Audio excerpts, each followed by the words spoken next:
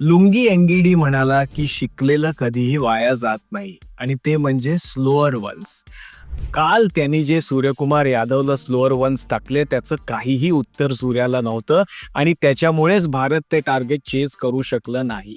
गंमत म्हणजे Lungi Ngidi म्हणाला की IPL मध्ये 2018 साली CSK कडनं खेळताना त्याला एकही मॅच मिळाली नाही, म्हणून त्यांनी वेळ वाया घालवला नाही. तो ड्वेन ब्रावोला छळायचा आणि म्हणायचा तुझे सगळे स्लोअर वन स्ट्रिक्स बॉल हे मला तू शिकव.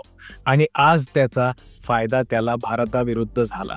महत्वाचं म्हणजे काय की काहीही शिकलं असेल ना तुम्ही त्याचं कधीही वाया जात नाही.